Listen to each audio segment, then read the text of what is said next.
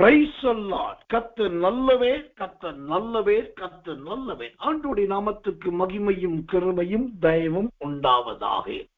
கடந்த சில நாட்களாய் ஏறத்தாழ ஒரு வார காலமாக நாம் சொத்திர குணசாலி என்ற தலையங்கத்தில் தேவனுடைய செய்திகளை தொடர் செய்தியாக கவனித்து வந்தோம். ஆராயவும் அவைகளின் தாற்பயங்களை விளங்கிக் கொள்ளவும் ஜீவனுள்ள தேவனாகிய கர்த்தருடைய ஆவியானவர் நமக்கு கிருபை பாராட்டினார். அதிலே கடைசியாய் நற்குணசாலி என்ற தலையங்கத்திலே நேற்றைக்கு நாம் தேவனுடைய வார்த்தைகளை கேட்டறிந்தோம். கர்த்தருடைய நாமத்துக்கு மகிமையும் கிருபையும் தயவும் உண்டாவதாக. அந்த வகையிலே இன்றைக்கு வேறு ஒரு தேவனுடைய வார்த்தையை நாம் கேட்க போகிறோம். அந்த வேறு ஒரு தேவனுடைய செய்திக்காக வேதத்திலிருந்து ஒரு வசனத்தை வாசிக்கிறேன். 1 பேதுருவின் புஸ்தகம் 4ஆம் அதிகாரம் 7வது வசனம்.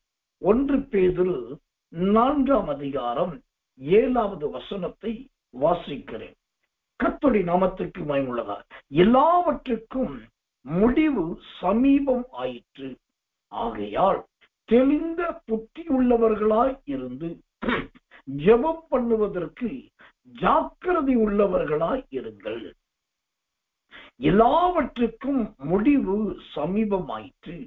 ஆகையால் தெளிந்த புத்தி உள்ளவர்களாய் இருந்து ஜெபம் பண்ணுவதற்கு ஜாக்கிரதை உள்ளவர்களாய் இருங்கள். தேவனுக்கு மகிமையும் கிருபையும் தயவும் உண்டாவதாக. இந்த 1 பேதுருவின் புஸ்தகம் 4ஆம் அதிகாரம் 7வது வசனத்தை வாசித்தால் அந்த வசனத்தின் மேல் வரி இவ்விதமாய் சொல்லுகிறது, எல்லாவற்றுக்கும் முடிவு சமீபமாயிற்று என்று பார்க்கிறோம். இந்த வார்த்தை கேட்பதற்கு ஒன்றும் இல்லாததை போல, பெரிய மறைவு இல்லாததை போல இருக்கலாம். ஆனா உண்மை என்னன்னா, இது ஒரு அதிர்ச்சி கலந்த வார்த்தை, ஒரு பயம் நிறைந்த வார்த்தை. இந்த வார்த்தையிலே பயமும் அதிர்ச்சியும் மட்டுமல்ல, பயங்கரமான ஒரு திகிலும் நிறைந்திருக்கிறது.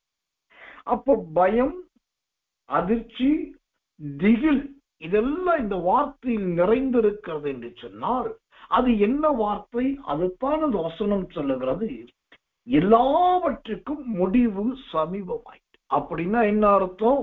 நீங்க பார்க்கிறது, நீங்க கேட்கிறது, நீங்க தொடர்றது, நீங்க பயன்படுத்துறது, உங்களுக்கு தெரிந்தது, எல்லாத்துக்குமே ஒரு முடிவு வரப்போகுது.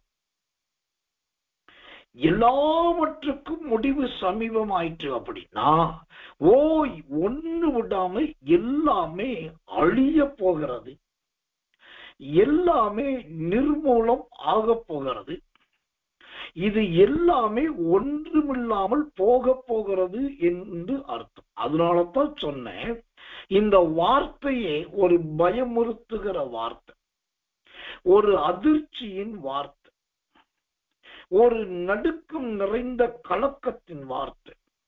எல்லாத்துக்கும் முடிவு சமீபமாயிற்று. அப்படின்னா ஒவ்வொரு மனுஷனை பார்த்து எப்பா உனக்கு முடிவு வரப்போகுது அப்படின்ட்டாக்கா அவன் போய் தூங்கவே மாட்டான். இந்த வயசான மனுஷன், இந்த வயசான பாட்டி இப்படி ஒரு வார்த்தையை நீ சொல்லிட்டாங்க, அது சொன்ன வார்த்தை நல்ல வார்த்தையா இல்லையா, ஏன் சொன்னாங்கன்னு தெரியல, அப்படி என்ன நான் பாவம் செஞ்சுட்டு ஒருவேளை கண்ணை மூடுனாக்கா தூங்குனாக்கா அந்த பாட்டி அந்த தாத்தா சொன்ன மாதிரியே எனக்கு முடிவு வந்துரும் போல இருக்குன்ட்டு மட்ட மல்லாக்கப்படுத்திட்டு விட்டத்தை பார்த்துக்கிட்டு தூக்கம் வந்தாலும் தூங்காம விழிக்கிட்டு இருப்பான். அதுதான் எல்லாவற்றுக்கும் முடிவு சமீபமாயிற்று. இப்போ இன்றைக்கு நான் பார்க்க போகிற தேவனுடைய வார்த்தை சமீபத்தை குறித்து பார்க்க போகிறோம். அதாவது சமீபம் என்பது தேவன் நமக்கு தருகிற ஒரு எச்சரிப்பின் வல்லமை மிகுந்த வார்த்தை. திரும்பவும் உங்கள் காதுபட உங்களுக்கு புரியும் வண்ணமா சொல்றேன். சமீபம் என்பது தேவன் நமக்கு தரும் ஒரு எச்சரிப்பின் வல்லமை மிகுந்த வார்த்தையாகும். வேதத்திலே பலவிதமான சமீபத்தை குறித்து பார்க்கலாம். பட்டணம் சமீபம், வந்த காலம் சமீபம், நேரம் சமீபம், அநேகம் விதமான சமீபத்தை குறித்து சொல்லப்பட்டிருக்குது.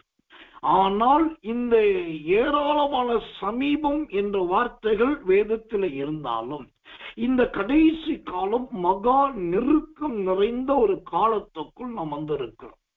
இந்த மகா நெருக்கம் நிறைந்த காலத்துக்கு ஏற்ற 3 சமீபத்தை குறித்து நாம் அறிந்து கொள்ள தேவன் நமக்கு கிருபை செய்வாராக. 5ஓ 6ஓ 7ஓ அல்ல, எல்லாரும், அதுவும் குறிப்பாய் எல்லா கிறிஸ்தவர்களும் தெரிந்து கொள்ள வேண்டிய 3 விதமான சமீபத்தை குறித்து இந்த வேதாகமும் நமக்கு சொல்லுகிறது. அப்படியானால் அந்த 3 விதமான சமீபத்துல முதல் சமீபம் எது? எசேக்கியேல் தீர்க்க தரிசனத்தின் புஸ்தகம் 7:7. எசேக்கியேல் 7ஆம் அதிகாரம் 7வது வசனம் வாசிக்கிறேன். தேசத்தில் குடியிருக்கிறவனே, அந்நாளின் விடியற் காலம் வருகிறது, காலம் வருகிறது, அமளியின் நாள் சமீபித்திருக்கிறது. மலைகளில் சந்தோஷ சத்தம் இல்லை, அமளியின் நாள் சமீபமாயிருக்கிறது. இந்த எசேக்கியேல் 7:7 சொல்லுகிறது.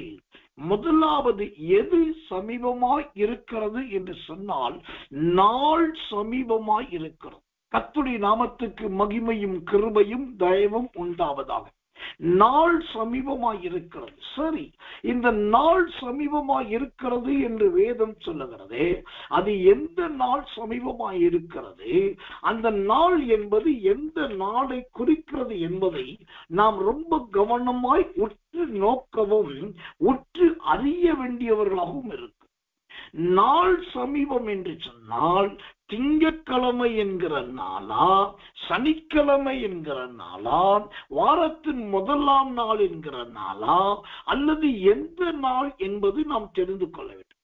ஓபதியாவின் புஸ்தகம், கர்த்தர் நல்லவர், 5வது வசனம். ஓபதியா 5, அதாவது அதுல ஒரே ஒரு அதிகாரம் தான் உண்டு. ஆனபடினால் ஓபதியா 5ஆம் வசனத்தை நான் வாசிக்கிறேன். தேவனுடைய நாமத்துக்கு மகிமை உண்டாவதாக. கவனிங்கள், மன்னிக்கணும். 15வது வசனம், ஓபதியா 15வது வசனம். எல்லா ஜாதிகளுக்கும் விரோதமான நாளாகிய கர்த்தருடைய நாள் சமீபமாய் வந்திருக்கிறது. அல்லேலூயா. நீ செய்தபடியே உனக்கும் செய்யப்படும், உன் செய்கையின் பலன் உன் தலையின் மேல் திரும்பும். இப்போ நான் சொன்னேன், வேதத்தில் நிறைய சமீபம் என்ற அடையாளங்கள், வார்த்தைகள் இருக்கிறது. அதுல ஒவ்வொரு கிறிஸ்தவர்களும் தேவ பிள்ளைகளும் அறிந்திருக்க வேண்டிய 3 சமீபங்கள் உண்டு. அந்த 3 சமீபத்துல முதல் சமீபம் நாள் என்கிறதான சமீபம். நாள் என்கிற சமீபம் என்று சொன்னால் ஏராளமான நாள் இருக்குது. ஒரு வருஷத்துக்கு 365 அல்லது 66 நாட்கள் இருக்கு. ஒரு மாதத்துக்கு 28 நாளும் இருக்கிறது. 4 வருடத்துக்கு ஒரு முறை 29 நாளும் இருக்கிறது. ஓசத்திரம் அப்புறம் 30 நாளும் இருக்குது, 31 நாளும் இருக்குது. ஒரு மாதத்துக்கு 4 விதமான நாட்கள், 28 நாட்கள், 29 நாட்கள், 30 நாட்கள், 31 நாட்கள். இந்த 4 விதத்திலே ஒரு மாதத்தின் நாட்கள் இருக்கிறது. அப்புறம் வாரத்துக்கு 7 நாட்கள் இருக்குது. அப்புறம் ஒவ்வொரு நாளுமே ஒரு நாள் தான். அப்போ நாள் சமீபமாய் இருக்கிறது என்று சொன்னால் இவைகளில் எந்த நாள் என்று பார்த்தால் ஓபதியாவின் புஸ்தகம் 15ஆம் வசனம் சொல்வது, கர்த்தருடைய நாள் சமீபமாய் வந்திருக்கிறது. அல்லேலூயா. அந்த வார்த்தை கவனிக்கணும். கர்த்தருடைய நாள் சமீபமாய் வந்திருக்கிறார், வரப்போகிறதல்ல, வந்திருக்குது. அப்படின்னா இந்த கர்த்தருடைய நாளில் என்னெல்லாம் நடக்கணுமோ அது எல்லாவற்றுக்குமான அடையாளங்கள், அது எல்லாவற்றுக்குமான சம்பவங்கள் நடக்க ஆரம்பித்து விட்டது, நிறைவேற ஆரம்பித்து விட்டது. சரி, இந்த கர்த்தருடைய நாள் என்று சொன்னால் அது எதை குறிக்கிறது? ஏறத்தாழ இந்த கர்த்தருடைய நாளை குறித்து 3 காரியத்தை உங்களுக்கு நான் சொல்ல முடியும். இந்த வசனம் ஓபதியா 15ஆம் வசனத்தை வைத்து அந்த 3 காரியம் என்ன? ஒன்று, இந்த கர்த்தருடைய நாள் என்பது புறஜாதிகளுக்கு விரோதமான நாள். புறஜாதிகளுக்கு விரோதமான நாள், நம்பர் 1. 2வது, நீங்கள் செய்தபடியே உங்களுக்கு செய்யும் நாள். நீங்க யாருக்கு என்ன பண்ணுனீங்க? அறிஞ்சு பண்ணுனீங்களா? அறியாம பண்ணுனீங்களா? அவங்க கண்ணு படு பார்க்கும்போது பண்ணீங்களா? இல்ல அவங்களுக்கு தெரியாம பண்ணீங்களா? நீங்கள் சோத்திரம் செய்தபடியே உங்களுக்கு பதில் செய்யும் நாள். அப்ப கர்த்தருடைய நாள் என்பது ஒன்று, புறஜாதிகளுக்கு விரோதமான நாள். 2வது, நீங்கள் செய்தபடியே உங்களுக்கும் செய்யும் நாள். 3வது, உங்க செய்கையின் பலன் உங்க தலையின் மேல் வருகிற நாள். இதுதான் கர்த்தருடைய நாள். அப்படியானால் நாம் செய்கிற ஒவ்வொரு காரியத்திலுமே ரொம்ப ஜாக்கிரதையா இருக்க வேண்டும், ரொம்ப கவனமாகவும் இருக்க வேண்டும். தேவனுக்கு மகிமையும் கிருபையும் தயவும் உண்டாவதாக. அப்போ இந்த கர்த்தருடைய நாள் இந்த 3 காரியத்தை சொல்லுங்க. அதுல ஒரு உதாரணத்துக்கு ஒரு சம்பவத்தை சொன்னேன். அந்த செய்கைக்கு தக்க பலன் கொடுக்கிற நாள் என்று சொன்னேனே. இந்த செய்கைக்கு தக்க பலன் யாருக்கு உண்டானது? அந்த செய்கைக்கு தக்க பலன் என்பதை குறித்து வேதம் யாரை சொல்லுகிறது? 2 தீமோத்தேயுவின் புஸ்தகம் 4ஆம் அதிகாரம். கர்த்தர் நல்லவே, கர்த்தர் நல்லவர். 14வது வசனம். 2 தீமோத்தேயு 4ஆம் அதிகாரம் 14வது வசனம். கன்னானாகிய அலெக்சந்தர் எனக்கு வெகு தீமை செய்தான், அவனுடைய செய்கைக்கு தக்கதாக கர்த்தர் அவனுக்கு பலனளிப்பாராக. ஆமென். கிறிஸ்தவ வட்டாரத்திலே தேவ பிள்ளைகள் மத்தியிலே செய்கைக்கு தக்க பலன் என்று சொன்னாலே ரூத் 2:12 எடுத்துக்கொண்டு, ரூத்தே உன் செய்கைக்கு தக்க பலனை அவர் கொடுப்பார் என்றுதான் எல்லாரும் சொல்லுகிறாங்க. அந்த செய்கைக்கு தக்க பலன் மட்டும் கிடையாது, இந்த செய்கைக்கு தக்க பலனை குறித்து இங்க பைபிள் சொல்லுது. 2 தீமோத்தேயு 4:14 கன்னானாகிய அலெக்சந்தர் எனக்கு வெகு தீமை செய்தான், அவனுடைய செய்கைக்கு தக்கதாக கர்த்தர் அவனுக்கு பலன் அளிப்பார். இப்போ இங்கு செய்தது யாருன்னா கன்னானாகிய அலெக்சந்தர். கண்ணான் என்றால் யாரு? ஓர கண்ல பாக்குறவன், ஒத்த கண்ல பாக்குறவன். அங்க வேலை நடக்கும், கண்ணெல்லாம் இங்க இருக்கும். அங்க ஏதோ உருட்டுவாங்க, பரட்டுவாங்க, அவங்க மூளையெல்லாம் இங்க இருக்கும். அங்க ஒண்ணு நோண்டுவாங்க, அங்க ஒண்ணு செய்வாங்க, சிந்தனை எல்லாம் வேற இடத்துல இருக்கும். இந்த ஓரக்கண்ல பாக்குறது, ஒத்த கண்ல பாக்குறது, அவங்கள்ட்ட என்ன பலவீனம் இருக்குன்னு பாக்குறது, அவங்கள்ட்ட என்ன பாவம் இருக்குன்னு பாக்குறது, அவங்க எந்த விதத்துல தவறானவர்கள் என்பதை கண்டுபிடிக்கிறது. அவங்க இருக்கிற இடத்துல மற்றவரிடத்தில் காணப்படுற குறைகளையும் குற்றங்களையும் கண்டுபிடிக்கிறது. இவர்களுக்கு பேர் தான் கண்ணான். அந்த கண்ணான் என்பவனுக்கு பெயர் அலெக்சந்தர்.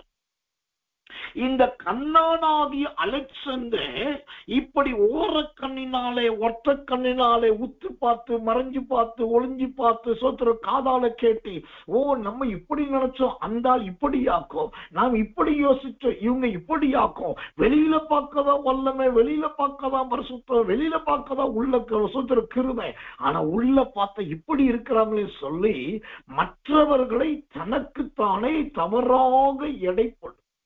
அவங்களுடைய இந்த ஓர கண்ணுக்கும் ஒன்ற கண்ணுக்கும் சொத்திரம் தவறானதை ஒட்டு கேட்கிற பழக்கம் உள்ளவர்களுக்கும் தான் ஆண்டவர் என்ன செய்யறாருன்னா செய்கைக்கு தக்க பலன் கொடுப்பார்.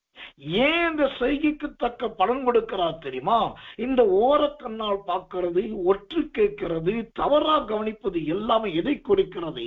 அந்த வசனம் சொல்லுது, அவனுடைய செய்கைக்கு தக்க அந்த வசனம் சொல்லுது, அலெக்சாந்தர் எனக்கு வெகு தீமை செய்தான். நம்முடைய நேரடி பார்வை இல்லாம, வெளிப்படையா கவனிக்காம, ஓசத்துல ஓரமாயும் ஒற்றாயும் திரும்பியும் வளைஞ்சும் நின்னுக்கிட்டு அப்படி இப்படி அங்க உட்கார்ந்து இங்க நின்று நாம் செய்கிறதை பார்க்கும்போது அது தேவனுடைய பார்வையில எப்படி இருக்குன்னா, தம்முடைய பிள்ளைகளுக்கு அவர்கள் வெகு தீமை செய்கிறார்கள் என்று அர்த்தம். நம்முடைய பிள்ளைகள் பாவம் செய்தால் தண்டிக்க வேண்டியது அவர். அவருடைய ஊழியக்காரர்கள் குற்றம் செய்யும் போது நியாயம் தீர்க்க வேண்டியது அவர். அவர்கள் துரோகமும் அருவருப்பும் நடப்பிக்கும் போது அதை நியாயத்தில் கொண்டு வருகிறவர் அவர். அப்படி அவர் அதை கவனிக்க, அவர் அதை செய்ய இருக்க, நாம் ஏன் மற்றவர்களை இப்படி கண்காணிக்க வேண்டும்? நாம் ஏன் மற்றவர்களை தூரத்திலிருந்தும் ஒளிந்திருந்தும் மறைந்திருந்தும் எங்குமிருந்தோ எப்படியோ இப்படி செய்தால், தேவன் உங்களை எங்க வைத்தாரோ, யாரோடு வைத்தாரோ அவர்களுக்கு நீங்கள் வெகு தீமை செய்கிறீர்கள். அந்த வெகு தீமை செய்த என்ன நடக்கும்? அந்த 14ஆம் வசனமே சொல்லுகிறது, ஓ கர்த்தர் அவனுக்கு பதில் அளிப்பார். என்ன பதில் அளிப்பார்? நீயும் ஓ அவனை குறித்து எச்சரிக்கையாயிரு. அவன் நம்முடைய வார்த்தைகளுக்கு எதிர்த்து நிற்கிறான். ஓ நீங்க இருக்கிற இடத்துல இப்படி இருந்தா உங்களை குறித்து கர்த்தர் மற்ற இடத்துல சொல்லுவாரு, இவன் பொல்லாத மனுஷன், இவன் பொல்லாத மனுஷி, இவங்கிட்ட நீ எச்சரிக்கையாயிரு என்று சொல்லி ஓ கர்த்தர் சொல்லி வச்சு. அப்ப செய்கைக்கு தக்க பலன் என்றால், இன்றைக்கு சபைகளும் சங்கங்களும் உபதேசங்களும் சத்தியங்களும் ஊழியக்காரர்கள் சொல்லுவது என்ன? நீ என்னெல்லாம் நன்மை செய்தியோ கர்த்தர் பலன் கொடுப்பார். நீ எவ்வளவு காணிக்கை கொடுத்தியோ அது கர்த்தர் திரும்ப கொடுப்பார். ஊழியத்துக்கு என்ன வாங்கி கொடுத்தாயோ அது கர்த்தர் இரட்டிப்பாய் கொடுப்பார். இதை சொல்லியே இன்றைக்கு ஜனங்களை பாவத்துக்குள் வைக்க. செய்கைக்கு கர்த்தருடைய நாள் சமீபமாயிருக்கு. எது சமீபமாயிருக்குது? நாள் சமீபமாயிருக்குது. எந்த நாள் சமீபமாயிருக்குது?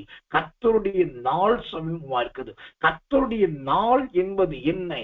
செய்கைக்கு தக்க பலன் கொடுக்கிற நாள். செய்கைக்கு தக்க பலன் கொடுக்கிறது என்றால் என்ன? நாம் அந்தரங்கத்தில் செய்வதும், ஒளிப்படத்தில் செய்வதும், மறைவிடத்தில் செய்வதும், ஒளிந்திருந்து செய்வதும், தெரிந்தும் தெரியாததை போல ஓசத்தில் வன்கண்ணனாய் கண்ணானாய் செய்கிறவைகளுக்கு ஆண்டவர் பலன் கொடுக்கிற நாள் தான் இந்த கர்த்தருடைய நாள். அப்ப நாம் எப்படி இருக்க வேண்டும்? வெளிப்படையா இருக்கணும். இயேசு கிறிஸ்துவை குறித்து சொல்லணும்னா எல்லாரும் பல ஆயிரம் விதத்திலே புகழுவாங்க. இயேசுவை குறித்து நீங்க ஏதாவது சொல்லுங்கன்னு என்னை கேட்டா நான் 10,000 விதத்துல புகழ முடியும். ஆனா அது எல்லாத்தையும் விட இயேசுகிட்ட எனக்கு பிடிச்ச ஒரு காரியம் என்ன தெரியுமா? கெத்செமனே தோட்டத்துல இயேசுவானவர் வேர்வையானது ரத்தமா பெருந்துளியாய் சிந்தத்தக்கதை ஜெபிச்சுட்டு அப்பதான் வெளியே வர்றார். வெளியே வந்தா ரோமர் ராஜ்யத்தை சார்ந்த 500க்கும் அதிகமானவர்கள் இயேசுவை பிடிக்க வர்றாங்க. அப்ப இயேசு என்ன செய்தார் தெரியுமா? நீங்கள் யாரை தேடுகிறீர்கள்? நாங்கள் இயேசுவை தேடுகிறோம். உடனே அவர் சொன்னான், தான் இயேசு கிறிஸ்து, என்னை பிடிச்சிட்டு போகும். அப்ப இயேசு கிட்ட எனக்கு ரொம்ப பிடிச்சது என்ன தெரியுமா? ஒரு வெளிப்படையான ஜீவியம், ஒரு வெளிப்படையான வாழ்க்கை. அங்க 500 பேர் இருக்காங்க, இந்த பக்கம் சீசர்கள் அப்போஸ்தலர்கள் 12 பேர் இருக்காங்க. அவரை நேசிக்கிற ஒரு கூட்டம் இருக்கு. இந்த 3 கூட்டத்துல எந்த கூட்டத்திலேயாவது இயேசு ஒளிஞ்சிருக்கலாம், இல்லாட்டி பல நேரத்துல அவர் மறைந்து போனார் இருக்கு.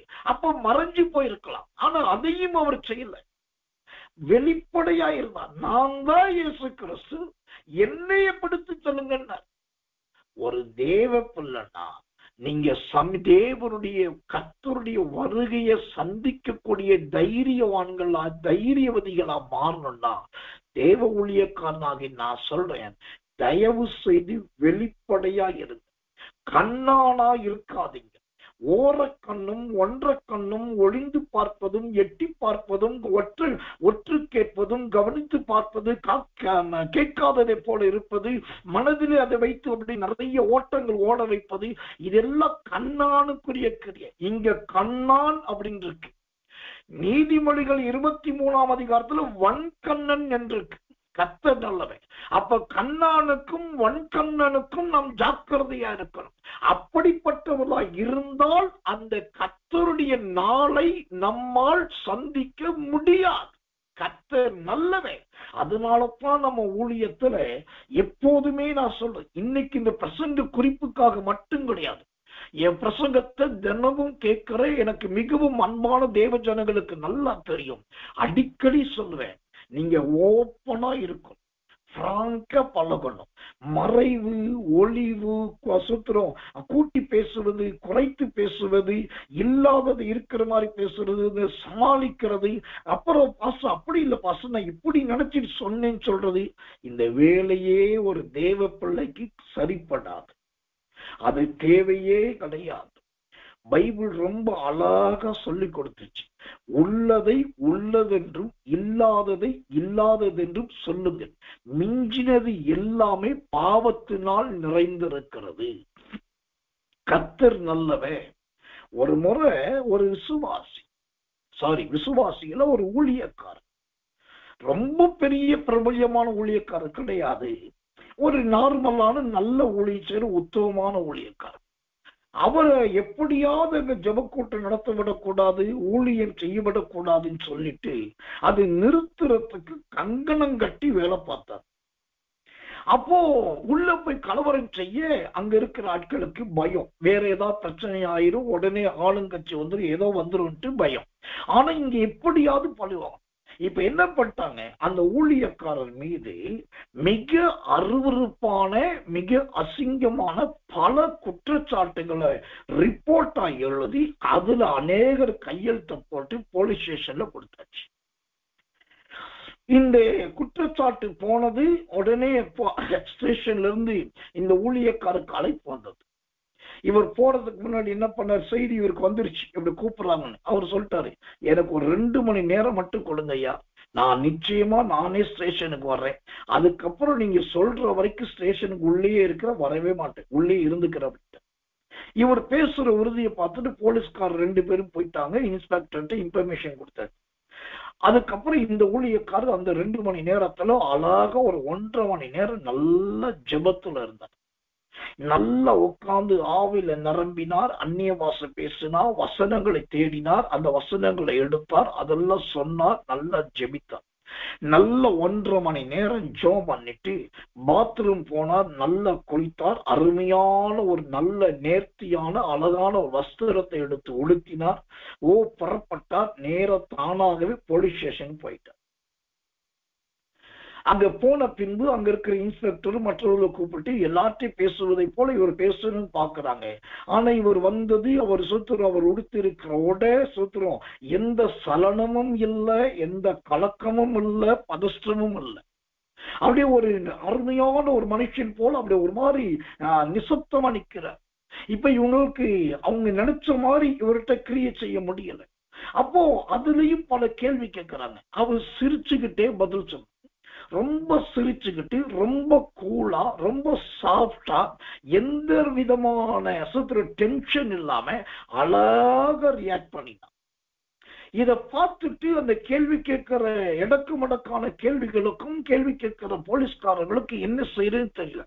அப்புறம் அவங்க மனசே உறுத்த ஆரம்பிச்சு, நம்ம இவ்வளவு இங்க வர சொல்லி இருக்கிறோம், போலீஸ் ஸ்டேஷன் வந்திருக்கான் அந்த ஆளு, ஓசத்துல நிக்க வச்சு கேள்வி கேட்டுட்டு இருக்கோம், நீ கேட்ட நான் கேட்டேன், ஆனா அவர் இப்படிதான் பதில் சொன்னாரு, இவ்வளவு ஆளை பார்த்தா இவங்க சொன்ன மாதிரியே கிடையாது, இந்த ஆள் ரொம்ப பெர்ஃபெக்ட், ரொம்ப நல்ல மனுஷன் போல தெரியுதுன்னு சொல்லிட்டு கடைசியா அந்த ஊழியக்காரர் வீட்டுக்கு அனுப்பி விட்டார். அனுப்பினது மட்டும் இல்லை, இவர் மீது பழி சுமத்தினவர்கள் கூப்பிட்டு இவரை குறித்த சாட்சியை அவர்கள் கொடுத்தார், அந்த போலீஸ்காரர்கள் கொடுத்தார். நடந்தது என்ன தெரியுமா? இந்த ஊழியக்காரர் எதையுமே மறைக்கல. யோ, நீ சர்ச்சு நடத்துறியா? ஆமா சார், நான் சர்ச்சு வாரந்தோறும் நடத்திட்டு இருக்கேன் சார். நீ நடத்துற இடத்துல ஒரே சத்தம் போடுறியாமே? ஆமா சார், பாட்டு பாடுன சத்தம் வரதான் சார் செய்யும், கையை தட்டினா வரதான் செய்யும். ஆனா பாட்டு வெறும் 10 நிமிஷம் 15 நிமிஷம் முடிஞ்சிரு சார். அதனால அப்பயே பாட்டு முடிவது கைத்தட்ட சத்தம் முடிஞ்சிரு சார். எல்லாம் ஒரு 15 நிமிஷம் 20 நிமிஷம் தான் சார். இப்படி ஒவ்வொன்றுக்கும் பட்டு பட்டு பட்டு பட்டு பட்டு பட்டுன்னு தெளிவா எந்த பயம் இல்லாம உள்ளதை உள்ளபடி சொன்னார். இதெல்லாம் கேட்ட உடனே அவங்களால எதுவுமே செய்ய முடியல. கடைசியில் அந்த தேவ மனுஷன் வீட்டுக்கு வந்தார். யார் விரோதிகளை எழும்பினார்களோ அவங்க மேல குற்றச்சாட்டு பதிவு செய்யப்பட்டது. ஏன் சொல்றேன்னா, இதுதான் இயேசு கிறிஸ்துவின் வாழ்க்கை. நாம் கண்ணானா இருக்கக்கூடாது, வன்கண்ணா இருக்கக்கூடாது. அந்த கண்ணானாகவும் வன்கண்ணாகவும் இருந்தால் கர்த்தர் விசாரிப்பார். அது தேவனுடைய பார்வையில தீமையா இருக்கும். அதுக்கு பேர் தான் செய்கைக்கு தக்க பலன். அப்ப இயேசுவை போல நாம் வெளிப்படையா இருப்போம். உள்ளதை பேசுவோம், தைரியமா இருப்போம். மடியில கனம் இருந்தாதான் வலிக்கு பயப்படணும். குற்றம் செஞ்ச நெஞ்சுதான் குறுகுறுக்கும். சொத்துல அந்த பார்வையிலேயே குறுகுறுப்பு இருக்குன்னாக்கா அது குற்றமான பார்வைன்னு அர்த்தம். சொத்துல வார்த்தையில தடுமாற்றம் இருக்குன்னாக்கா அது தவறு செய்த வார்த்தைன்னு அர்த்தம். வழியிலையும் கனம் இல்லை, குற்றமும் செய்யலனாக்கா நீங்க எதுக்கு பயப்படணும்? நீங்க ஏசோத்திர நடுங்கணும். அப்ப கர்த்தருடைய நாளுக்கு பயப்படாமல் இருக்க வேண்டும் என்று சொன்னால் இயேசுவை போல வெளிப்படையான ஒரு வாழ்க்கை ரொம்ப அவசியம். இரண்டாவதாக, இந்த கர்த்தருடைய நாளை குறித்து பரிசுத்தவான்களும் பரிசுத்தவாட்டிகளும் சஞ்சலப்படவும் கலங்கவும் வேண்டாம் என்று வேதம் அழகாய் சொல்லுகிறது. 2 தெசலோனிக்கேயர் புஸ்தகம் 2ஆம் அதிகாரம் 2வது வசனம். 2 தெசலோனிக்கேயர் 2:2. ஒரு ஆவியினாலாவது வார்த்தையினாலாவது எங்களிடத்திலிருந்து வந்ததாய் தோன்றுகிற ஒரு நிருபத்தினாலாவது கிறிஸ்துவனுடைய நாள் சமீபமாய் இருக்கிறதாக சொல்லப்பட்டால் உடனே சஞ்சலப்படாமலும் கலங்காமலும் இருங்கள். கிறிஸ்துவின் நாள் சமீபமாய் இருக்கிறதாக சொல்லப்பட்டால் சஞ்சலப்படாமலும் கலங்காமலும் இருங்கள். கர்த்தர் நல்லவே. திடீர்னு ஒருத்தர் வரலாம், நீ சரி கிடையாது. பார், கர்த்தர் வந்து உன்னை என்ன அடி அடிக்க போறார் பார், நாளைக்கே உனக்கு என்ன நடக்க போகுது பார் அப்படின்னு சொன்னாக்கா, நான் தவறு செய்யாத பட்சத்துல அவர்கள் போடுகிற வேட்டுக்கும் அவர்கள் போடுகிற வெடிக்கும் பயப்பட வேண்டியதில்லை. ஏன்னா 2 தெசலோனிக்கேயர் 2:2 ரொம்ப அழகா சொல்லுது. கர்த்தருடைய நாள் சமீபமா இருக்கிறதுன்னு யாராவது சொன்னா நீங்க சஞ்சலப்படவும் வேண்டாம், கலங்கவும் வேண்டாம். ஏன்னா உங்களிடத்தில் குற்றம் இல்லை. நீங்க வெளிப்படையா இருக்கிறீங்க, உள்ளதை உள்ளபடி பேசுறீங்க, சொன்னதை நிறைவேற்றுறீங்க, முடிஞ்சதை செய்றீங்க. இந்த ஒரு வெளியரங்கத்தின் ஜீவியமா இருக்கிறவர்கள் கர்த்தருடைய நாளை குறித்து பயப்பட வேண்டாம். இந்த வெளிப்படையான உண்மையின் வாழ்க்கை இல்லாத கண்ணான்களும் வன்கண்ணன்களும் கர்த்தருடைய நாளுக்கு பயப்பட வேண்டும். கர்த்தர் நல்லவே, கர்த்தர் நல்லவே, கர்த்தர் நல்லவே. நான் சொன்னேன் 3 சமீபத்தை குறித்து பார்க்கப்போது. அதுல முதல் சமீபம் நாள் சமீபம். அந்த நாள் என்பது கர்த்தருடைய நாள் என்று பார்த்தோம். கர்த்தருடைய நாமத்துக்கு மகிமையும் கிருபையும் தயவும் உண்டாவதாக. 2வது, எது சமீபமாய் இருக்கிறது? அப்போஸ்தலனாகிய பவுல் எபிரேயருக்கு எழுதின நிருபம் 8ஆம் அதிகாரம் 13வது வசனம். எபிரேயர் 8:13 வாசிக்கிறேன். கர்த்தருக்கு மகிமை. புது உடன்படிக்கை என்று அவர் சொல்லுகிறதினாலே முந்தினதை பழமையாக்கினார். பழமையானதும் நாள் பட்டதுமாயிருக்கிறது உருவழிந்து போக காலம் சமீபித்திருக்கிறது. ஆமென். இங்கு இரண்டாவது எது சமீபமாய் இருக்கிறது என்று சொன்னால் காலம் சமீபித்திருக்கிறது. இந்த மாதிரி வசனங்களை நம்ம ஜனங்க பைபிள பரட்டி உருட்டி நோண்டி திறந்து அங்கேயும் இங்கும் கவனித்து தேடி படிக்கணும். இப்படிப்பட்ட வசனங்கள் இன்றைக்கு சொல்லுவதற்கே சிலர் பயப்படுகிறார்கள். சொன்னாலும் இப்படிப்பட்ட வசனங்களை கேட்கறதுக்கே சிலர் பயப்படுறாங்க. ஆனால் நல்ல தேவனோடு இருக்கிறவர்களும் தேவனுடைய வேதத்தை நேசிக்கிறவர்களும் அங்கொன்றும் இங்கொன்றுமாய் அல்லாமல் இப்படி நாள்பட்ட, இப்படி காலம் கடந்த, இப்படி அநேகரால் பயன்படுத்தப்படாது, அதே சமயத்தில் முக்கியத்துவம் வாய்ந்த இந்த மாதிரி வசனங்களை தேடணும், தேடி படிக்கணும், கடந்து போட்டோம். இப்ப இரண்டாவதாக அந்த எபிரேயர் 8:13 சொல்லுகிறது, காலம் சமீபமாய் இருக்கு. எந்த காலம் சமீபமாய் இருக்கிறது? அந்த வசனம் ரொம்ப அழகா சொல்லுது, ஓ கர்த்தர் நல்லவர், கர்த்தர் நல்லவர், முந்தினவைகளை பழமையாக்கினார், பழமையானதும் நாள்பட்டதுமாய் இருக்கிறவைகள் உருவழிந்து போகிற காலம் வருகிறது. பழமையானதும் நாள்பட்டதுமாய் இருக்கிறவைகள் உருவழிந்து போகிற காலம். முதலாவது வந்தது நாள், அது கர்த்தருடைய நாள், செய்கைக்கு தக்க பலன் கொடுக்கிறதாம். இரண்டாவது காலம் சமீபமாயிருக்கிறது. இது எப்படிப்பட்ட காலம் தெரியுமா? உருவழிந்து போக பண்ணுகிற காலம். நான் அதைத்தான் ஆரம்பத்திலே சொன்னேன்.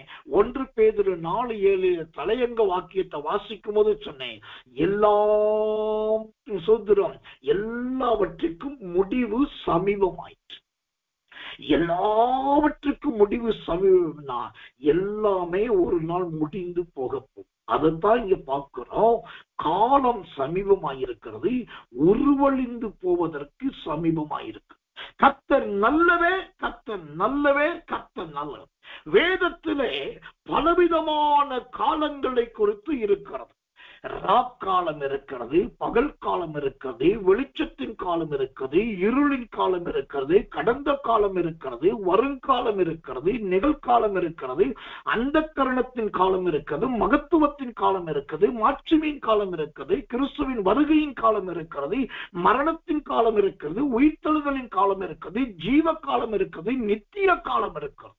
இப்படி காலத்திலேயே ஏராளமான காலங்களை குறித்து பரிசுத்த வேதாகமம் ஒரு பெரிய ஏணியை போல் அடுக்கி வைத்திருக்கு.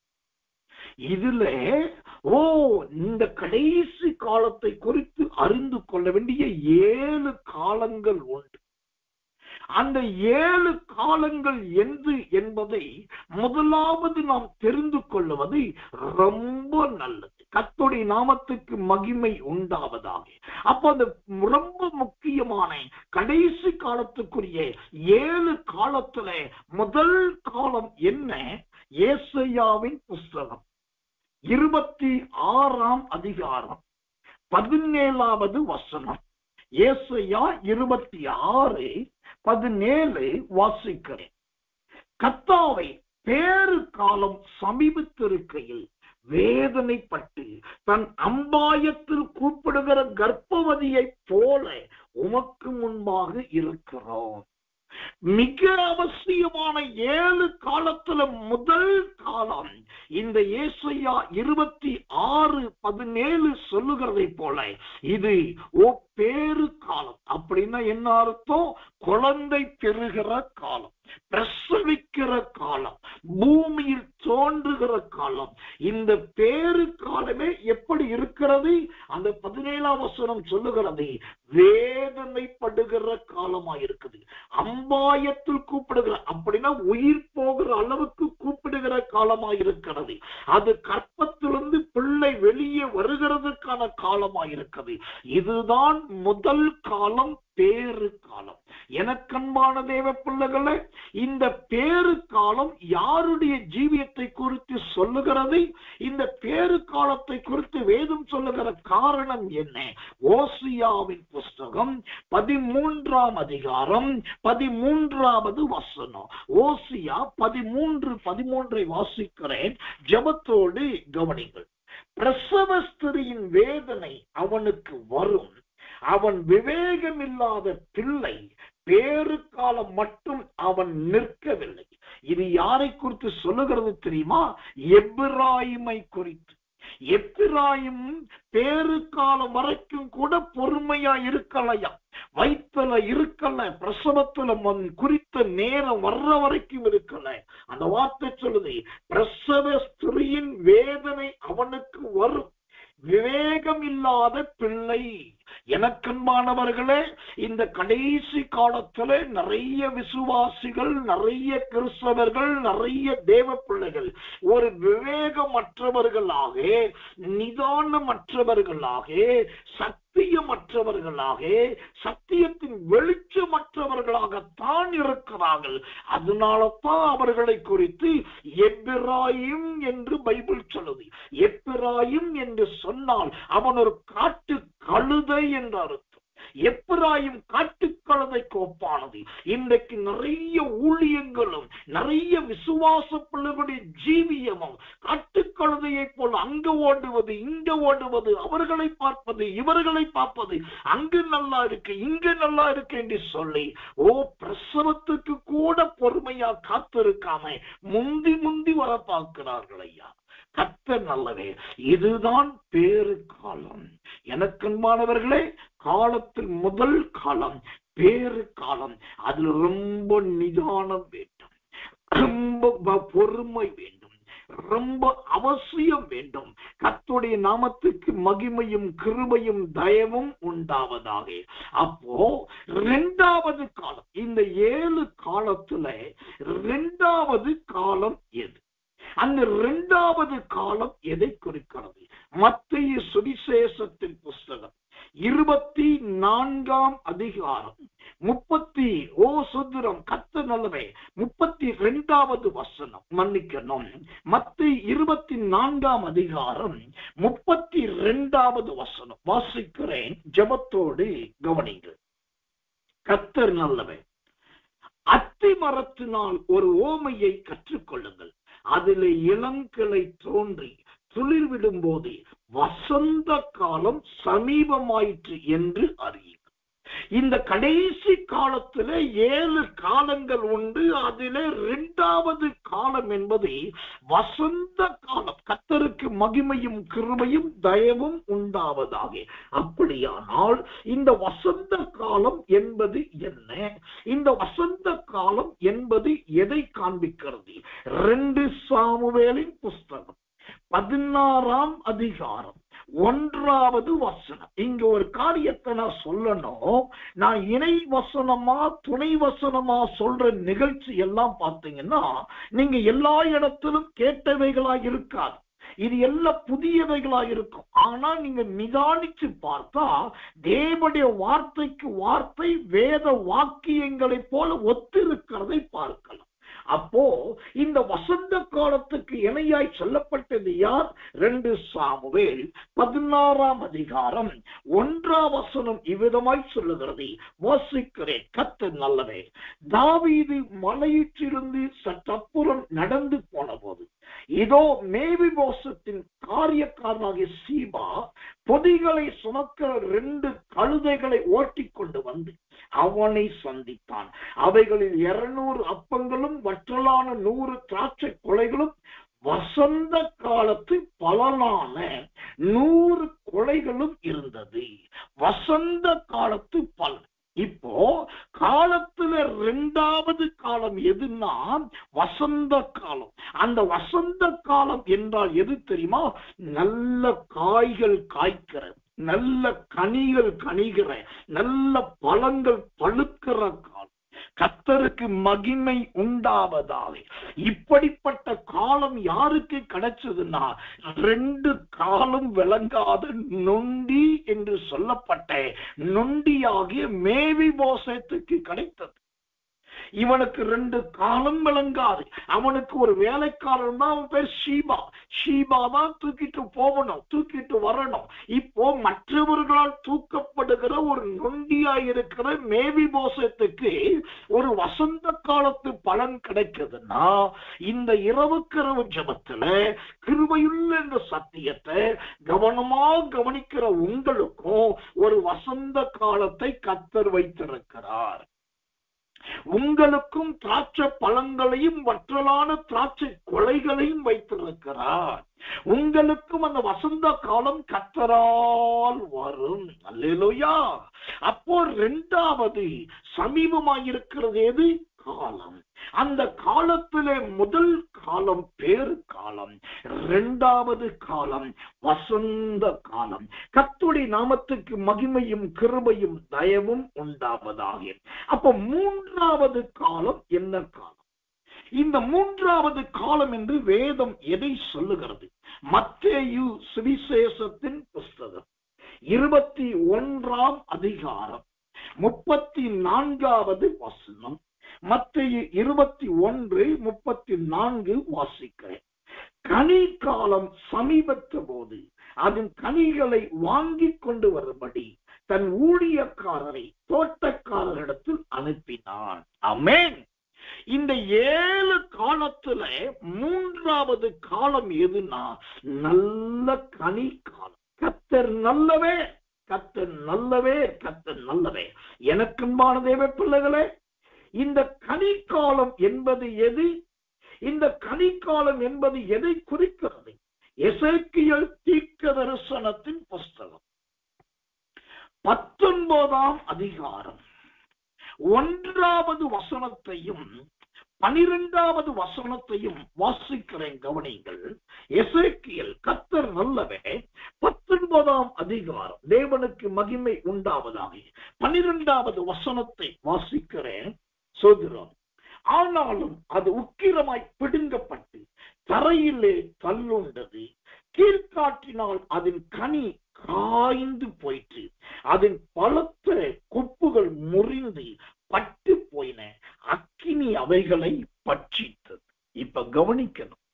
3வது காலம் கனிகாலம். கனிகாலம் சொன்ன உடனே எல்லாருடைய நினைப்பு என்ன? விதவிதமான கனி, மாதந்தோறும் புது கனிகளை கொடுக்கிற அனுபவம், நல்ல பச்சை கனி, அழகான கனி. இதை குறித்துதான் பைபிள்ல ஆண்டவர் சொல்ல போறாரு, ஊழியக்காரர் சொல்றாரு நினைக்கிறேன். ஆனா இந்த கனி காலத்தில் இருக்கிறதான ஒரு கனியை குறித்து வேதம் சொல்லுகிறது. அந்த எசேக்கியேல் 19ஆம் அதிகாரம், ஓ சோத்திரம், கர்த்தர் நல்லவே 12வது வசனம். இந்த கனி எப்படி திரும்ப இருக்குது? தரையிலே தள்ளுண்டது. தரையிலே தள்ளுண்டது என்றால் என்ன? இந்த கடைசி காலத்துல நிறைய ஊழியக்காரருடைய ஊழியங்கள் பிடுங்கப்பட்டு வருகிறது. கவனிக்கணும் நல்ல. பிடுங்கப்பட்டு வருது. நீங்க ஊழியம் செய்யக்கூடாது, நீங்க சபை நடத்தக்கூடாது, நீங்க ஞானஸ்தானம் கொடுக்க கூடாது, நீ இந்த ஊர்க்காரன் கிடையாது, நீ இந்த ஊருக்காரி கிடையாது, நீ வேற எங்கேயோ போன்னு சொல்லி நிறைய ஜனங்களால், ஜாதியாரால், மற்ற மார்க்கத்தாரால், ஊழியக்காரர்களும் ஊழியம் செய்கிறவர்களும் நல்ல கனி கொடுத்து கொண்டவர்கள் தள்ளப்பட்டு கொண்டிருக்கிறார்கள். இதுதான் தள்ளப்பட்ட கனி. அடுத்ததாக அந்த எசேக்கியேல் 19:12 இவ்விதமாய் சொல்லுகிறது. கீழ்காற்றினால் அதன் கனி காய்ந்து போயிற்று. கீழ்காற்று என்பது என்னங்க? வனாந்திரத்தில் அடிக்கிற காற்று.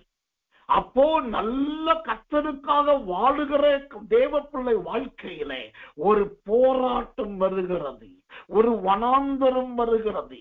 ஆகாரை போல வனாந்தரத்துல தண்ணீருக்கு தவிக்கிற அனுபவம். கர்த்தர் நல்லவே. வனாந்தரத்துல ஆகாரத்துக்கு வழி இல்லாமல் கேரி தாற்றங்கரையில் உட்கார்ந்திருந்ததை போல எலியாவை போன்ற அனுபவம். அப்போ இந்த ஒரு கீழ்காற்று வந்து அந்த கனி என்ன ஆயிற்று? காய்ந்து போயிற்று. அப்படின்னா இந்த காய்ந்து போன சோத்திர கனி எதை காண்பிக்கிறது? முன்பு போல வேதத்தின் அறிவு இன்றைக்கு கிறிஸ்தவரிடத்தில் இல்லை என்பதை காண்பிக்கிறது. முன்பு போல சத்தியத்தை குறித்த வெளிப்பாடு இன்றைக்கு நிறைய பேரிடத்தில் இல்லை என்பதை காண்பிக்கிறது. அதுதான் காய்ந்து போன கனி. கனி என்பது பரிசுத்த வேதம். அது இன்றைக்கு நிறைய பேர் ஜீவியத்தில் காய்ந்து போயிருக்கிறது. காரணம் கீழ்காற்று, வனாந்தர காற்று. ஒரு வனாந்தரம் என்பது என்ன? ஒரு தனிமையை குறிக்கிறது, ஒரு கைவிடப்படுதலை குறிக்கிறது, ஒரு பாதிப்பை குறிக்கிறது, ஒரு வறட்சியை குறிக்கிறது. அந்த கைவிடப்படும் போது, பாதிக்கப்படும் போது, வறட்சி வரும்போது எது ஒண்ணுலாம் போதுன்னா அவங்க உள்ள இருக்கிற கனி காஞ்சி போயிருக்கு. அந்த கனிதாங்க கர்த்தர் கொடுத்த சத்தியம், அதுவே காஞ்சி போயிருக்கு. இப்ப பாருங்க, கனி காலம். இந்த கனி காலத்துல சோத்திரம் தள்ளுண்டு போன கனி, இரண்டாவது காய்ந்து போன கனி, மூன்றாவதாக அந்த எசேக்கியேல் 19:12 இவ்விதமாய் சொல்லுகிறது, அது பலத்த கொப்புகள் முறித்து. பலத்த கொப்புகள் முறித்து நான் என்ன தெரியுமா? ஒரு காலத்துல காண்டாமிருகத்துக்கு ஒப்பான பலன் கொண்டவர்களா இருந்த தேவ மனிதர்கள் இன்றைக்கு பலதரப்பட்ட வியாதிகளுக்கு உட்பட்டு விட்டார்கள். நான் சொல்லுவதெல்லாம் உண்மையா பொய்யா என்பதை நீங்களே உங்களை சுற்றிலும் இருக்கிறவர்களை கவனியுங்கள். பலத்த கொப்புகள் அவங்க மேடையில வந்து நின்னாலே வலதுபுறத்துல இடதுபுறத்துல சோத்திரம் இடங்கொண்டு பெருகி இருந்தாங்க. பலத்த கொப்புகள். அவர்களோடு சீசர்களும் உதவியாளர்களும் வந்தார்கள். பலத்த கொப்புகள். அவர்கள் நல்ல பரிசுத்த மகா பலம் வாய்ந்த ஊழியர்களாய் இருந்தார்கள். ஆனா இன்றைக்கு ஒரு காலத்துல பலத்த கொப்புகளா இருந்தே வளர்ந்தே முதிர்ந்தே அனுபவம் உள்ள பலமான பெரிய விசுவாசிகள் கூட இன்றைக்கு முறிக்கப்பட்டிருக்கிறார்கள் என்று சொன்னால் அவர்கள் வியாதியினால் தாக்கப்பட்டிருக்கிறார்கள், பலவீனப்பட்டு போயிருக்கிறார்கள். அவர்கள் மீது 1008 பழிகள் சுமத்தி அவதை சொல்லி சொல்லி சொல்லி அவர்கள் ஆவியையும் ஆத்துமாவையும் சோத்திரம் கெடுத்து அவர்கள் எதையுமே செய்ய முடியாதபடிக்கு ஒரு கூட்டம் இந்த பலத்த கொப்புகளாகிய பரிசுத்த சந்ததியை முறிப்பதிலேயே கவனமாயிருக்கிறது. முறிக்கிறதா கவனம். கர்த்தருக்கு மகிமை உண்டாவதாக. சில நேரம் இந்த வாட்ஸ்அப் குரூப் எப்பயாவது மன்னிக்கணும், அந்த பேஸ்புக் பார்க்கிறது உண்டு. அந்த பேஸ்புக்கில் திடீர்னு ஒரு நாள் ஒரு தலையங்கத்தில் ஒரு பேஸ்புக் ஐடி, சத்தியத்தை அறிவீர்கள், சத்தியத்தை அறியுங்கள் அப்படின்னு ஒரு ஐடி. சரி, சத்தியத்தை அறியுங்கள் இருக்கு அப்படின்னா எனக்கு ரொம்ப பிடிக்கும். சத்தியத்தை தானே சொல்றேன். உள்ள போனாக்கா ஒரு சத்தியமும் கிடையாது, ஒரு தேவ சத்தமும் கிடையாது. அங்க உள்ள போனா அந்த ஊழியக்காரன் திருடன், இந்த ஊழியம் ஒரு கொள்ளையடிக்கப்பட்ட ஊழியம், இந்த விசுவாசி இப்படி பாவம் பண்ணிட்டா, இவன் இப்படி துரோகம் பண்ணிட்டான்னு சொல்லி பிரபல்யமான முக்கியத்துவம் வாய்ந்த உயர்ந்த வியாபாரிகளான பெரிய மனிதர்களை குறித்து அவ்வளவு அருவருப்பானது. அப்ப தலையங்கம் மட்டும் எப்படி இருக்குது? சத்தியத்தை அறியுங்கள். உள்ளே போனா சத்தியமும் இல்ல சத்தமும் இல்ல. என்ன அர்த்தம்? அவங்க நோக்கம் என்ன? இவங்க எல்லாம் பிரபல்யமா இருக்கக்கூடாது, இவங்க பலத்தவர்களா இருக்கக்கூடாது, இவங்களை எப்படியாவது முறிச்சு போடும். அதனாலதான் நான் நம்முடைய ஜனங்களுக்கு சொல்றேன், இப்படிப்பட்ட கீழ்த்தரமான, இப்படிப்பட்ட கேவலமான, இப்படிப்பட்ட தவறான சத்தியம் என்ற பெயரில் நுழைகிற எந்த சோத்திரம் கண்ணானுக்கும் சோத்திரம் வன்கண்ணனுக்கும் இடம் கொடுக்காதீர்கள். அவைகளை திரும்பவும் நோக்கி பார்க்காதீர்கள். ஒன்று சொல்றங்க, முறிக்கப்பட வேண்டிய இடத்துல யாராவது இருக்கிறத நீங்க கண்டா முடிஞ்சா கையிலாக கொடு. முடிஞ்சா தூக்கிவிட பாருங்க, முடிஞ்சா அவங்களுக்கு ஆதரவு கொடுத்து நிறுத்த பாருங்க. கையிலாது கொடுக்கவும் வழி இல்லை, தூக்கி விடவும் பலன் இல்லை, அவங்களுக்கு ஆதரவு தெரிவிக்கவும் தைரியம் இல்லைன்னா அமைதியா ஸ்தோத்திரம் பண்ணிட்டு ஒதுங்கிருங்க. நாம் ஒருவரையும் முறித்து போடக்கூடாது. அதனாலதான் நம்முடைய இயேசுவின் வல்லமை ஊழியத்தில் அடிக்கடி சொல்றோம், இந்த ஊழியமே கரம் கொடுக்கிற ஊழியம். இந்த ஊழியமே ஒரு கரம் கொடுக்கிற ஊழியம். நீ பரிசுத்தமானா இங்க வந்தா எங்களுக்கு வேண்டவே வேண்டாம். நிறைய வரங்களும் வல்லமை உனக்கு இருக்குன்னா உனக்கு இங்க ஊழியமே கிடையாது. உங்க ஊழியம் எனக்கு தேவையே இல்லை. எங்களுக்கு தேவையே விழுந்து போனவர்களும், தள்ளப்பட்டவர்களும், கைவிடப்பட்டவர்களும், வரம் இல்லாதவர்களும், கனியற்றவர்களும், சுபாவம் இல்லாதவர்களும், செத்து போனவர்கள் தான் எங்களுக்கு தேவை. அவர்களைத்தான் நாங்கள் அழைக்க விரும்புகிறோம், அணைக்க விரும்புகிறோம், நிறுத்த விரும்புகிறோம், உபதேசிக்க விரும்புகிறோம், மீண்டும் ஊழியத்தை செய்ய வைக்க விரும்புகிறோம். நாங்கள் போய் பரிசுத்தவான்களுக்கும் வேத பண்டிதர்களுக்கும் ஊழியம் செய்கிறோம் என்று சொன்னால் அது வெறுமையான ஊழியமாய் போய்விடும். இந்த ஊழியமே ஒரு கரம் கொடுக்கிற ஊழியம். முறிக்கப்படுகிற தேவ ஜனங்களது கடைசி காலத்தில் நிறைய கனிகள் முறிக்கப்பட்டு கொண்டிருக்கிறது. அந்த முறிக்கப்படுகிற கனிகளை நாம் தாங்கி பிடிப்போம். அதற்கு கீழே ஒரு வலையை கட்டுவோம், ஒரு சின்ன சாக்கை போடுவோம், அல்லது அதற்கு ஒரு கம்பை வைத்து நிமிர்த்தி நிற்க வைப்போம். ஐயா, இது கனிகாலம், இது கனிக்காலம். நீங்க நினைக்கிற மாதிரி எல்லா இடத்திலும் கனி உண்டாகல. தள்ளப்பட்ட கனிகள் இருக்கிறது, தீந்து போன கனிகள் இருக்கிறது, முறிக்கப்பட்ட கனிகள் இருக்கிறது. அடுத்ததாக அந்த எசேக்கியேல் 19:12 சொல்லுகிறது, முறித்து பட்டு போயின. இப்ப ஐயோ பரிதாபம், இந்த கனி 4வது என்ன ஆயிடுச்சு பாருங்க, பட்டு போயிடுச்சுன்னா அப்படியே செத்து போயிடுச்சு. அதோட உயிர் போயிடுச்சு, அதற்குள்ள இருக்கிற ஜீவன் போயிடுச்சு. இனி என்னால முடியாதுன்னு சொல்லி படுத்துருச்சு. இதுதாங்க இன்னைக்கு உண்மை. நீங்க உள்ளுக்குள்ள குண்டு சட்டிக்குள்ள குதிரை ஓட்டுற மாதிரி ஏதோ ஒரு இடத்துல இருந்துகிட்டு யாரையும் 4 பேரை பார்த்துட்டு நல்லா இருக்குன்னு சொல்றதை விட கொஞ்சம் உங்க கண்களை ஏறெடுத்து பாருங்க. நிறைய தேவ மனுஷர்களை திரும்பி பாருங்க. இன்னைக்கு நிறைய பேருடைய வாழ்க்கை பட்டு போயிருக்குது. அழகாயிருந்த கனி, நல்ல நிறம் கொடுத்த கனி, நல்ல வாசனை வீசின கனி, நல்ல ருசி கொடுத்த கனி எல்லாம் இன்னைக்கு பட்டு போயிருக்குது. அதனாலதான் வேதம் சொல்லுகிறது, யாக்கோபு விழுந்து கிடக்கிறான், அவனை திரும்ப எழும்ப பண்ணுகிறவன் யார்?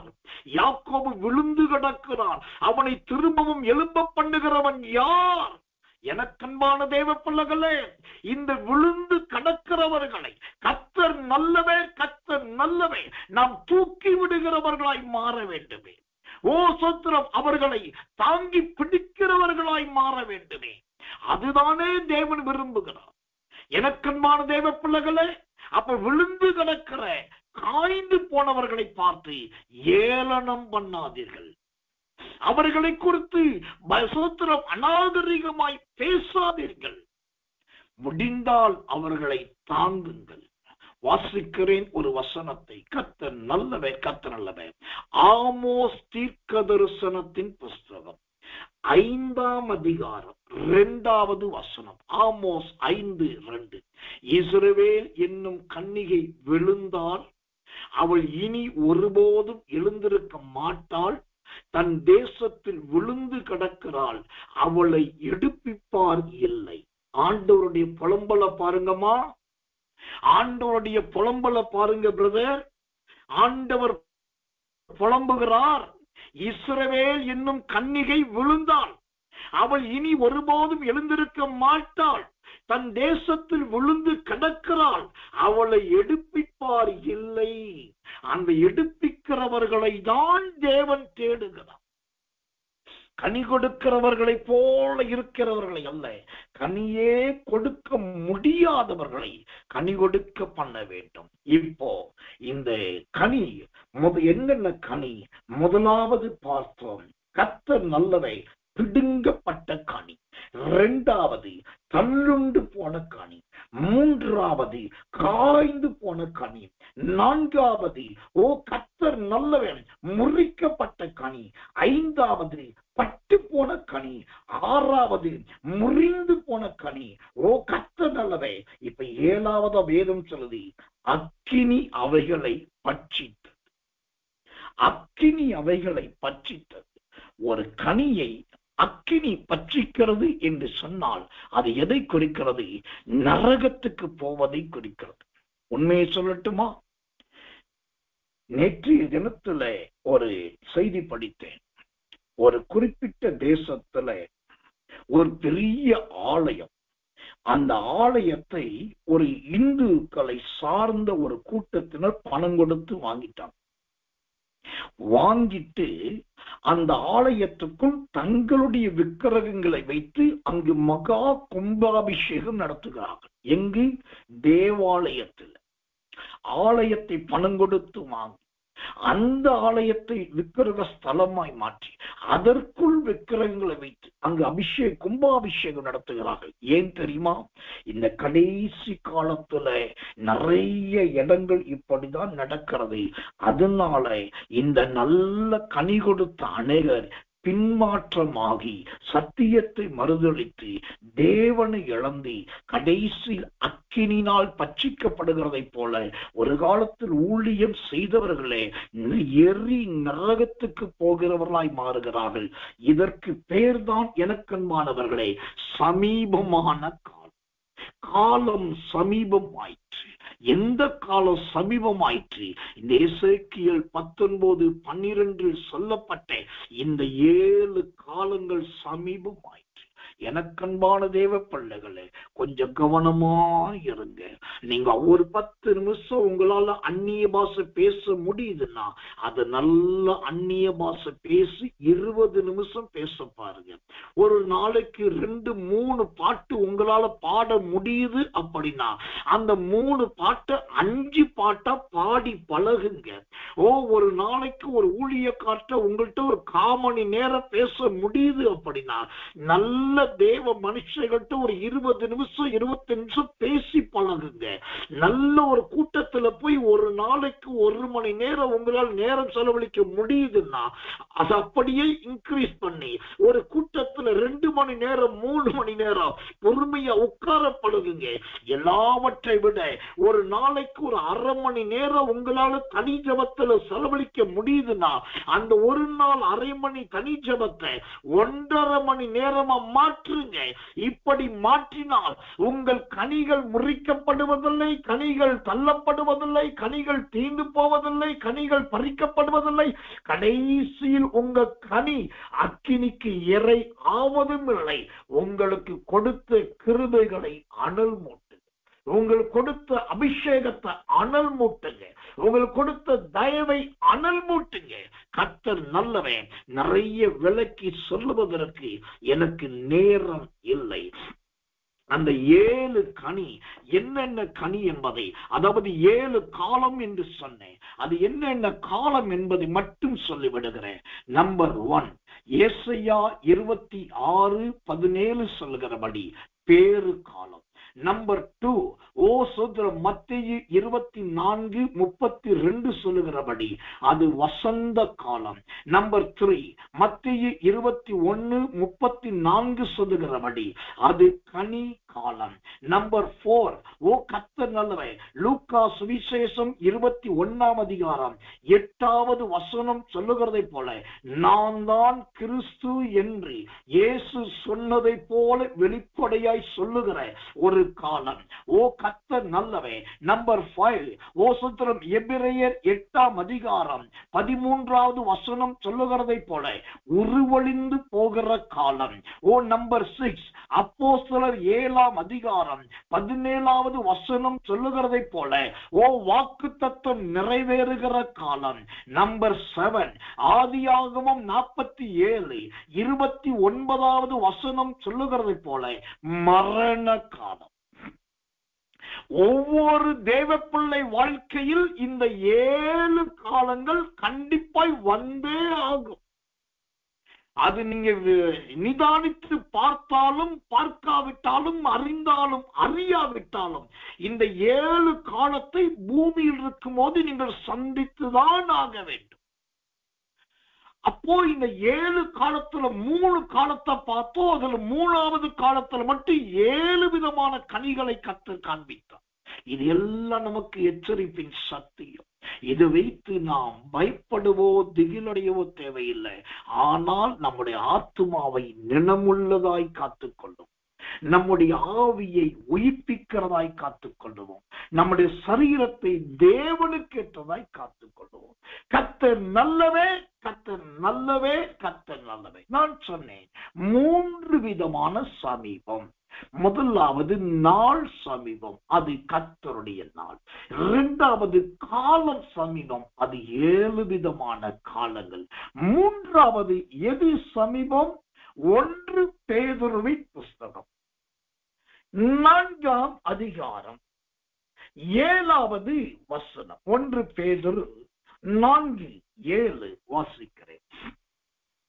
எல்லாவற்றுக்கும் முடிவு சமீபமாயிற்று, ஆகையால் தெளிந்த புத்தி உள்ளவர்களாயிருந்து ஜெபம் பண்ணுவதற்கு ஜாக்கிரதையாயிருங்கள். இப்போ 3வது எது சமீபம் என்று சொன்னால் முடிவு சமீபமாயிற்று, முடிவு சமீபமாயிற்று. இப்போ நல்லா கவனிங்க.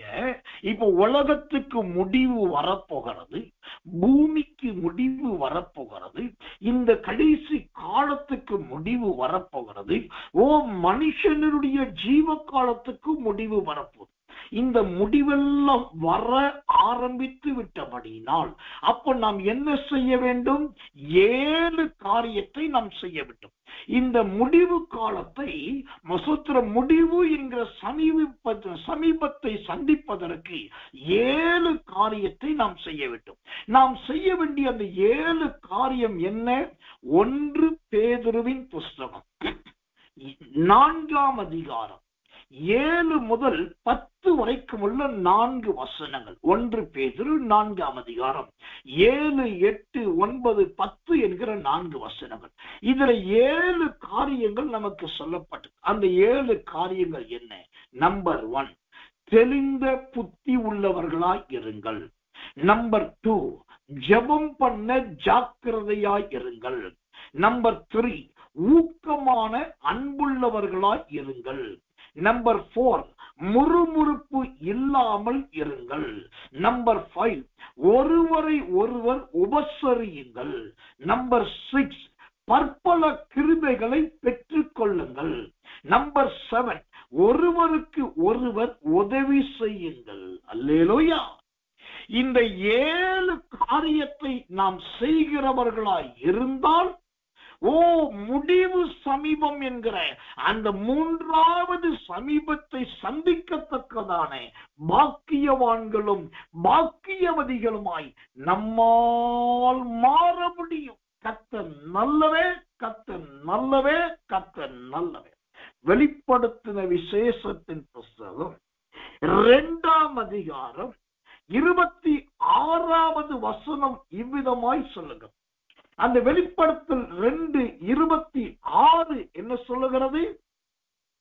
ஜெயம் கொண்டு முடிவு பரியந்தம் என் கிரியைகளை கை கொள்ளுகிறவன் எவனோ அல்லது எவளோ அவனுக்கு அல்லது அவளுக்கு நான் என் பிதாவினிடத்தில் அதிகாரம் பெற்றது போல ஜாதிகளின் மேல் அதிகாரம் கொண்டு. இப்போ இந்த வெளிப்படுத்தல் 2:26 சொல்லுகிறது, முடிவு வரைக்கும் நிலைத்திருக்கிறவர்கள் யார்? முடிவு பரியந்தம் கர்த்தர் நல்லவே ஜெயம் கொள்ளுகிறவர்கள் யார்? அவர்கள்தான் பரலோகத்துக்கு வர முடியும். முடிவு வரைக்கும். அதுதான் 3வது குறிப்பில பார்த்தோம். முடிவு சமீபமாயிற்று. அந்த முடிவு ஏயா சமீபத்துல வந்துருச்சு அப்படின்னாக்கா, உங்களுக்கு பரலோகம் கொடுக்க வேண்டிய நாள் வந்துருச்சு. நீங்க பரலோகத்தை போக வேண்டிய நாள் வந்துருச்சு. பரலோக ராஜ்யத்தை சுதந்திரிக்க வேண்டிய நாள் வந்துருச்சு. உலகத்தையும் உலகத்தில் உள்ளவைகளையும் ஜெயித்து ஜெயங்கொள்ளுகிறவன் எவனோ அவன் பரலோகத்திலே போய் சுகமாயிருப்பதை போல ஒரு ஜெயத்தை கொடுக்கிற நாள் தான் இந்த முடிவின் நாட்கள். அப்போ கொஞ்சம் ஒரு நிமிஷம் யோசிங்க, நாம் ஜெபிக்க போகிறோம். இந்த 7 கிரியை நம்ம கிட்ட இருக்கா? கொஞ்சம் நிதானிச்சு பாருங்க. அந்த 7 கிரியை என்ன? ஒன்று, தெளிந்த புத்தியோடு இருப்பது. 2வது, ஜெபம் பண்ண ஜாக்கிரதையா இருப்பது. 3வது, ஊக்கமான அன்புள்ளவர்களாய் இருப்பது. 4வது, முறுமுறுப்பு இல்லாமல் இருப்பது. 5வது, ஒருவருக்கு ஒருவர் உபசரிப்பது. 6வது, பற்பல கிருபைகளை பெற்றுக் கொள்வது. 7வது, ஒருவருக்கு ஒருவர் உதவி செய்வது. இந்த 7 இருக்குதா அப்படின்னு பாருங்க. இதுல இந்த 7ல எது உங்க ஜீவியத்துல இல்லையோ அது இன்றைக்கு ராத்திரி கண்ணை மூடி ஆண்டவர்கிட்ட கேளுங்க. ஆண்டவரே, இந்த 1 பேதுரு 4ஆம் அதிகாரம் 7 முதல் 10 வசனத்தில் இருக்கிற அந்த 7 காரியத்துல இந்தந்த காரியம் என்கிட்ட இல்ல ஆண்டவரே, இல்லன்றதை வெளிப்படையா சொல்லுங்க. வாயை திறந்து அறிக்கை செய்யுங்க. அதுல தப்பே கிடையாது. மூடி மறைக்கிறதா தப்பு. உண்மைய பேசுங்க. ஆண்டவர்கிட்ட சொல்லிருங்க, என்கிட்ட இல்லை, எனக்கு வேணும், கேளுங்க. அவர் கொடுப்பார், அவர் தருவார். முடிவு வரையிலும் நிலை நிற்கிறவர்கள் தான் வெளிப்படுத்தல் 2:26 படி தேவ ராஜ்யத்தை அடைய முடியும். கடைசியாகவும் இறுதியாகவும் ஒரு முக்கியமான வசனத்தை வாசித்து நான் ஜெபிக்கிறேன். இது இந்த தேவனுடைய சத்தத்தின் இறுதி வாக்கியமாய் இருக்கிறது. அந்த இறுதி வாக்கியம் எது? யாக்கோபுக்கு எழுதின நிருபம் 5ஆம் அதிகாரம். யாக்கோபின் நிருபம் 5ஆம் அதிகாரம் 8வது வசனம் வாசிக்கிறேன். யாக்கோபு 5:8. நீங்களும் நீடிய பொறுமையோடு இருந்து உங்கள் இருதயங்களை ஸ்திரப்படுத்துங்கள், கர்த்தரின் வருகை சமீபமாயிருக்கிறது. அல்லேலூயா. பிரதர், சிஸ்டர், ஐயா, இங்க கொஞ்சம் கவனிங்க. 3 சமீபத்தை கர்த்தர் பேசி இருக்கிறார். 1, நாள் சமீபம். 2வது, காலம் சமீபம். 3வது, முடிவு சமீபம். இந்த 3ஐயும் நீங்க சந்திக்கணும் அப்படின்னாக்கா அதுக்கு அந்த வசனம் சொல்லுது, யாக்கோபு 5:8 சொல்லுது, நீங்கள் நீடிய பொறுமையோடு இருக்கணும். இந்த 3க்கும் முத்தாய்ப்பா இருக்கிற முக்காலி உங்களை தாங்கி பிடிக்கிற அந்த 3 கால் எதுனாக்கா பொறுமை. தமிழ்ல பொறுமை என்பது 3 எழுத்துக்கள். அந்த பொறுமை ரொம்ப முக்கியம். தேவன் வச்ச இடத்துல கொடுத்த காரியத்துல மட்டும் பொறுமையாயிருங்க. தகாததுல தலையிடாதீங்க. ஆண்டவர் கொடுத்த சபையிலே பொறுமையோடு இருங்க. தேவன் ஒரு ஊழியத்துல இணைச்சி அந்த ஊழியத்தை செய்ய வச்சு அந்த ஊழியத்தோடு வச்சிருக்கிறார்னா அடிக்கடி பட்டணத்தையும் நகரத்தையும் எட்டி பார்க்காதீங்க. பொறுமையாயிருங்க.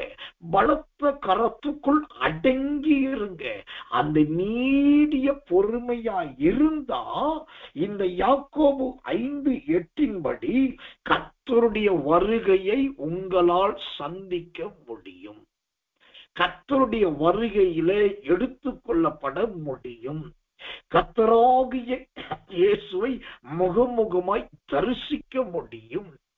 எனக்கன்பானவர்களே, முடிவு சமீபமாயிற்று. காலம் சமீபமாயிற்று. நாள் சமீபமாயிற்று. இவைகளை சந்திக்க நாம் சமீபமாயிற்றா என்பதை பார்ப்போம். கர்த்தருடைய வருகையும் சமீபமாயிற்று.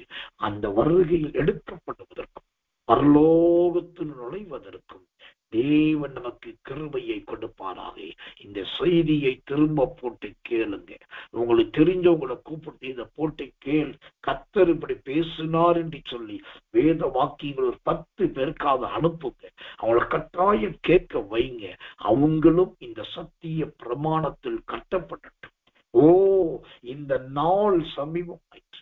காலம் சமீபமாயிற்று, முடிவு சமீபமாயிற்று என்கிற இந்த தேவனுடைய எக்காலத்தின் எச்சரிப்பின் சத்தத்துக்கு அவர்களும் உறுப்பினர்களாய் மாறட்டும். கண்களை மூடி ஆவிலை நிரம்பி ஒப்பு கொடுத்து எல்லாரும் கர்த்தரை ஸ்தோத்திரிப்போம். நாம் ஜெபிப்போம். அன்புள்ள நல்ல பரம பிதாவே, நல்ல அருமையான இந்த சாயங்காலம் கடந்த ராத்திரி நேரத்தில் இதோ நாங்கள் ஒருமித்தவர்களாய் ஓர் இடம் என்கிற உங்களுடைய சமூகத்தில் வர செய்தி நன்றி ஆண்டவரே. சமீபம் சமீபம் சமீபம் என்று 3 சமீபத்தை குறித்து திட்டமாகவும் ஆழமாகவும் உபதேசத்தோடு எங்களோடு பேசி ஒரு விசை எங்கள் தவறுகளையும் நிர்விசாரத்தையும் நீ வெளிப்படுத்தினதற்காக தான். ஆமாண்டவரே, கர்த்தருடைய நாள் சமீபமாயிற்று, கனி கொடுக்கிற காலம் சமீபமாயிற்று, உலகத்தின் அழிவு என்கிற முடிவு சமீபமாயிற்று. இந்த 3 சமீபத்தை சந்திக்க யாக்கோபு 5:8 நீடிய பொறுமையுள்ளவர்களாய் இருந்து உம்முடைய வருகைக்கு ஆயத்தமாக உதவி செய்யும் ஆண்டவர். இந்த செய்தியை மீண்டும் போட்டு யாரெல்லாம் கேட்கிறார்களோ அவர்கள் எல்லாரும் பரலோக வாசிகளாய் மாறட்டும். அவர்கள் எல்லாரும் தேவனுடைய வருகையை சந்திக்கிறவர்களாய் மாறட்டும். எல்லாருக்கும் தேவனுடைய நற்பங்கு உண்டாவதாக. எல்லாவற்றை விட எசேக்கியேல் புஸ்தகம் 19ஆம் அதிகாரம் 8வது வசனத்தில் சொல்லப்பட்ட அந்த கனிகளை போல எங்கள் ஜீவியம் இராதபடிக்கு தேவனே ஒரு விசை எங்களை காத்துக் கொள்ளுவீராக. ரமௌத்தி கலவாதரா கத்துரமரமா சகதரமா கத்தரமலவலவரா அண்டா டகதிடமக்குத்துராக்க ரீ கடாகடகதிக்கத்துராக்கரமா ஷமௌத்துரி கத்தரமலவரதியா. எனக்குன்பான தேவ பிள்ளைகளே, கர்த்தருடைய வார்த்தை உடைய பிள்ளைகளோடு இடைப்பட்டதற்காக ஸ்தோத்திரம். அந்த எசேக்கியேல் 19:12வது வசனத்தில் சொல்லப்பட்ட ஆண்டவரே, இந்த 7 அனுபவத்திலிருந்து உடைய பிள்ளைகளை விளக்கி காத்துக்கொள்ளும், மறைத்து காத்துக்கொள்ளும். தெய்வம் தாமே உடைய பிள்ளைகளோடு இடைப்படும். தாழ்த்தி ஒப்புவிக்கிறோம். இயேசுவின் ரத்தம் செய்யும். இயேசுவின் நாமத்தில் ஜெபிக்கிறோம். ஜெபம் கேளும் ஜீவனுள்ள நல்ல பிதாவே. ஆமென், ஆமென்,